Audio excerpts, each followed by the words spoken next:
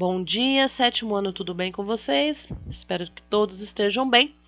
Bom, vamos dar continuidade às nossas aulas de arte, utilizando o nosso livro.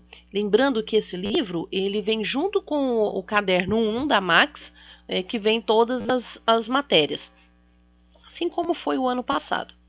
Ok? Então, hoje nós vamos falar um pouquinho sobre arte europeia medieval, que é a arte românica, não é a arte romântica. Não confundam. As palavras são bem parecidas, mas o significado é outro. Então, vamos fazer uma breve leitura, depois a gente vai parar e vai falar sobre os principais tópicos. Então, a Idade Média foi um período histórico compreendido entre os séculos 5 depois de Cristo e 15, né, 5 e 15 depois de Cristo. Teve o início com a queda do Império Romano no Ocidente. Essa queda do Império Romano no Ocidente, talvez vocês vão estudar isso em história, tá? E com essa queda, né, se estendeu até o começo do Renascimento. Renascimento a gente começou a ver sobre isso ano passado. A Europa medieval, desse período, ela foi marcada por dois principais fatores. Primeiro, que foi a religião cristã e os movimentos migratórios. Em que os povos, que eram chamados bárbaros, vindo do leste e do nordeste da Europa, se estabeleceram de modo pacífico ou por meio de invasões dos territórios do Império Romano. Quem já assistiu os filmes, esses filmes de guerra, de invasões de território dessa época, na Europa, fala muito sobre isso. Depois eu vou falar para vocês alguns filmes que falam mais ou menos um pouco sobre esse assunto. Então, com essa invasão dos bárbaros, então o que aconteceu? O território romano foi em declínio, então ele foi caindo, Com isso, alguns povos migrantes, principalmente os germânicos, que incluíam, entre outros, dentro desses migrantes, tinham vários povos, que eram os anglos, os saxões, os francos, visigodos e os ostrogodos. Então, esse pessoal, todos eles estavam em busca de terras férteis, e melhores condições de vida. Então, os migrantes tem até o significado do que são migrantes, que é o que muda de lugar, de região ou país, de um país para o outro. Então, eles mudam em busca de terras férteis, eles não têm uma residência fixa. Então, quando eles encontram essa terra fértil para plantio, para sobrevivência, então eles permanecem ali por um determinado tempo. Então, nesse tempo, eles acabam criando raízes ali. No caso desses povos migrantes, eles acabaram por estabelecer raízes dentro dos domínios do Império Romano. E eles, com isso, eles adotaram costumes deles. Você quer ver um exemplo? Quando você, nós aqui em Uberaba, imagina se a gente mudasse para uma outra região. Eu não digo outro país. Vamos aqui, dentro do Brasil mesmo. Para a região Nordeste, por exemplo, que tem costumes bem diferentes, comidas diferentes, até mesmo sotaque diferente.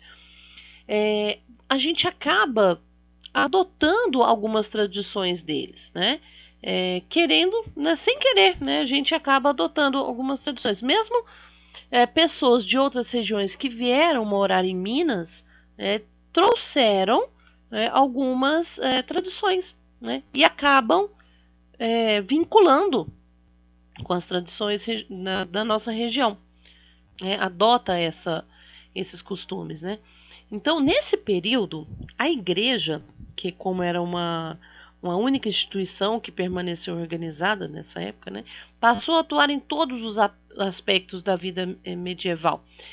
Ela, não vamos dizer que ela interferia, mas ela tinha participação na política, na parte econômica, nas sociais, na religião, e cultura. Então, ela propunha uma doutrina denominada teocentrismo. Teo, Deus, né, em que Deus era o centro de tudo. Então, nessa época, a igreja, ela dominava, né, ela mandava, desmandava. Né, aqui, ó, tem até o significado do que é teocentrismo. Doutrina que prega ser Deus o centro do universo e a medida de todas as coisas. Vejam um exemplo, deixa eu ampliar aqui. Ó, um exemplo de um Cristo entronizado do evangeliário Godescalc, 781, 783 depois de Cristo. É uma obra que atualmente ela está em Paris.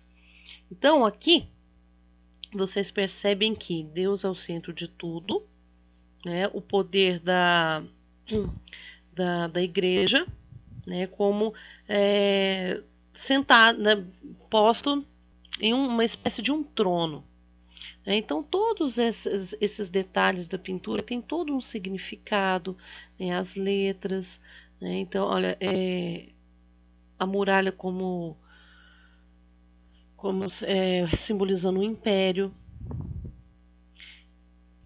A Igreja Católica, como eu já havia falado antes, ela contribuiu para a unificação europeia e fortes líderes políticos, e também levou à sucessão de dinastias, né, como a carolíngia e a otomana, nomes diferentes, né?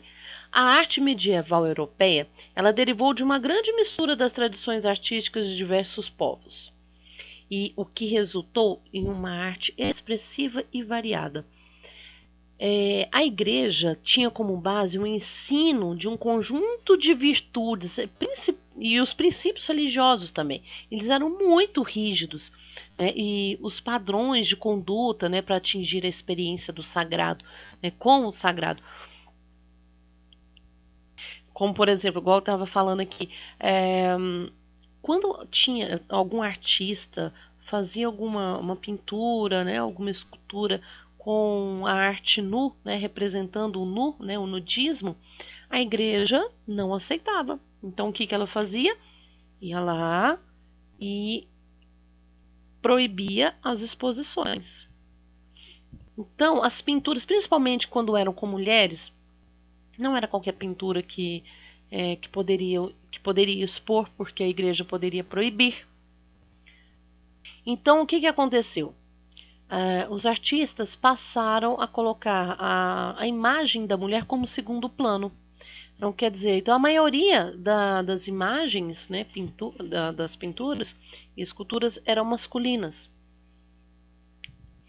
E com isso, a arte ela passou a ser uma serva da igreja. Né? A igreja interferia muito.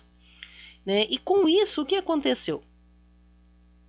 As pinturas, o resultado disso foi a criação de muitos mosaicos. Então, para os artistas não focarem no humano, né, na figura humana, eles começaram a fazer mosaicos. Você pode prestar atenção em vitrais de igreja.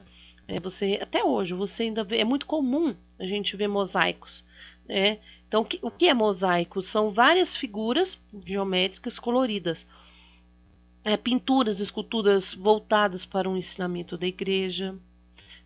Vocês vão ver mais para frente o que é que a igreja interferiu, que até hoje existe e vocês nunca pararam para prestar atenção nisso. A arte românica. Antes da gente passar para a arte românica, quem tiver o celular, vocês apontam a câmera aqui, que vai abrir um site que fala sobre a Idade Média de uma maneira divertida. Em sala de aula, quem tiver em sala de aula, a gente vai fazer isso. Olha só, a arte românica, né? Um dos estilos mais representativos da arte medieval europeia foi o românico. A arte românica ela desenvolveu no século XI até o final do século XII, né, que é o período caracterizado pela crescente crise do feudalismo. O que é feudalismo? Vocês vão ver, acredito que vocês vão ver isso em história também. Feudalismo, aqui ó, é o conceito: sistema econômico, político e social que fundamenta especialmente sobre a propriedade da terra cedida pelo senhor feudal. E com isso, o aumento populacional, né, que é o crescimento, né, nascimento de muitas, né, a população e da atividade comercial e os novos centros urbanos, né, porque conforme ia crescendo a população, as cidades iam aumentando, então ia ter que construir centros urbanos e com isso o comércio também ia, né, funcionando, né, para aquelas pessoas sobreviverem. Então, para construções de edifícios, também a maioria cristãos, de modo que a forma artística predominante no período românico é a arquitetura. A pintura, a escultura e as artes decorativas tinham geralmente a função de enriquecer e embelezar as obras arquitetônicas. Vou mostrar aqui um exemplo que nós temos no livro Afresco Românico. Como tradicional Cristo em majestade na abóbada da igreja de Los Santos, Justo e Pastor, em Segóvia, na Espanha, construída no século XII. Prestem atenção. Primeiro que o que seria afresco? É quando eles pintavam numa superfície ainda úmida, né, para a melhor absorção da tinta. Mais para frente a gente vai falar sobre isso. É uma técnica afresco, né, de afresco. Então, veja bem, a maioria, se não for todos, né, que eu estou vendo aqui, são tudo figuras masculinas. E sempre Deus, Cristo, como ser no centro, sempre no centro, dando destaque, né, ao Deus único e absoluto. Né, aqui tem anjos, né, tem acredito que sejam os apóstolos, né, entre outros símbolos. Mas aqui você não vê uma figura feminina. Né? Então eles querem destacar a figura masculina e Deus como centro de tudo. Ok, mas o que são abóbadas? Né? Abóbada não é abóbora, aquela comida. Então é um termo usado na arquitetura. Tá? Olha só, dentro de uma construção, seria dois exemplos aqui, ó. Abóbada de berço, que ela é curva, só de um lado, e a abóbada de arestas, que ela tem várias aberturas, certo? Então, as construções deste período, eles lembravam as obras arquitetônicas lá dos antigos romanos. Porque elas eram monumentais, gigantescas, né? Elas tinham paredes muito grossas, ela dava a sensação de proteção, né, e segurança, como se fosse aquelas fortalezas dos castelos, né? Então, eles se sentiam, a obra arquitetônica de uma igreja, eles faziam de propósito para que os fiéis se sentissem seguros lá dentro. Era, de uma certa forma, chamar a atenção dos fiéis e mostrar que ali eles teriam segurança. Né? Entre outros... cadê? Além disso, não tinha poucas janelas, e que contribuía para criar um interior escuro. Então, além das paredes muito grossas, a iluminação era muito fraca. Então, a arquitetura nesse período era principalmente castelos, igrejas e mosteiros. Mosteiros é onde padres, né, ficavam em retiros, né, em retiro. Então, esses últimos tinham grandes proporções que eram sólidos, né, a parede muito sólida, constituída verdadeiras fortalezas, olha só, que visavam proteger as pessoas de invasores. Surge então o nome Fortalezas de Deus. Veja o exemplo dessa catedral na Inglaterra. Olha só, as abóbadas. Olha a grossura desse pilar. Para vocês terem uma noção, olha aqui as cadeiras perto desses pilares. Olha a grossura que é isso.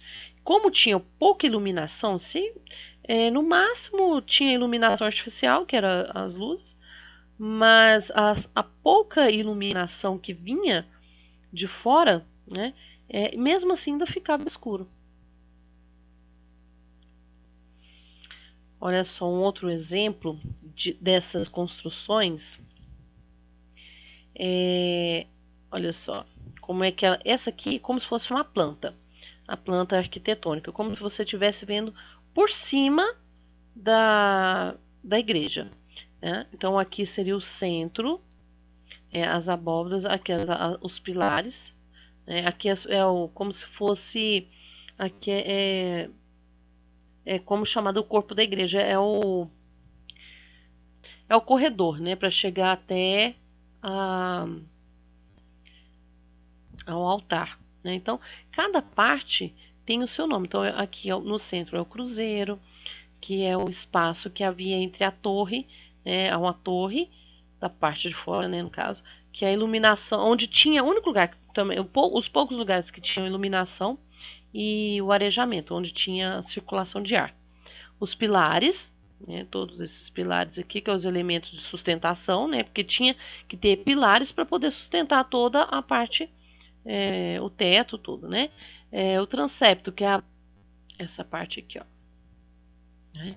É o transversal na forma de cruz, né, que se estende para além da nave. O que é a nave? É esse centro aqui, ó. Absilos, que são as pequenas capelas, né, que são todas essas aqui, ó. Situada no fundo ou no transepto. Tem a parte do fundo, né, da igreja, atrás do altar, e o deambulatório, que é o corredor, curvilíneo em volta, todo em volta aqui, ó, da parte do fundo da igreja, só aqui. Então ele é todo cheio de detalhezinhos, né? Mas tudo. Tem aqui à frente também, ó, o nártex, que é a parte da frente da igreja, que é as escadarias. Essa planta aqui é da Basílica de Saint-Cernin em Toulouse, na França. Vou mostrar para vocês como é que ela é a fachada dela. Esse aqui é o interior da igreja. Né? Aqui tem a iluminação artificial, que são dos pendentes, né? A iluminação natural é lá no fundo. Olha a parte de fora dela. Isso aqui eu peguei uma imagem na internet que estava com marca d'água. Mas ignora esse aqui, porque foi uma das imagens, uma das melhores imagens que eu consegui para poder mostrar para vocês o lado de fora dela. Olha só a torre. Olha que maravilhosa. E as paredes muito, muito grossas. Apesar de ter janelas, né, a iluminação é muito pouca. É muito fraquinha. Não conseguia chegar a iluminação lá dentro, como se tivesse uma iluminação com janelas maiores, né, os vitrais maiores. No nosso livro mostra, mas de uma forma bem só de um lado, né, da igreja. Então, a foto, a imagem que eu mandei, ela é mais atual. Olha só a fachada, né? Lado de né, o lado de um edifício normalmente é o da fachada aqui, né, de frente, as portas centrais, né? Aqui, ó, vocês conseguem observar a fachada com características românicas. Olha só, todo esse daqui, olha, o predomínio no uso das pedras, janela central acima da porta, a grande portada, né, que olha o tamanho dela, que dá toda ornamentada, cheia de desenhos, detalhes, tudo com imagem religiosa. E os arcos decorativos, né, do estilo greco-romano. Então, pessoal, como atividade, vocês vão me mostrar, vão pesquisar na internet um exemplo, uma imagem de uma igreja, de uma construção com um estilo românico. Vocês podem me mandar, tá? Pode mandar no WhatsApp, como atividade de casa. Então, vocês podem pesquisar qualquer construção arquitetônica que tenha a característica românica. Pode ser igreja, pode ser, se vocês acharem, mosteiro, entre outros, certo? Então, eu aguardo vocês estarem me mandando essa atividade. Na próxima aula, a gente vai trabalhar um pouco mais sobre essas características, um pouquinho mais detalhadas, com vídeos, com imagens reais, né, de arquiteturas. Ok, pessoal? Um grande abraço, até mais, tchau, tchau.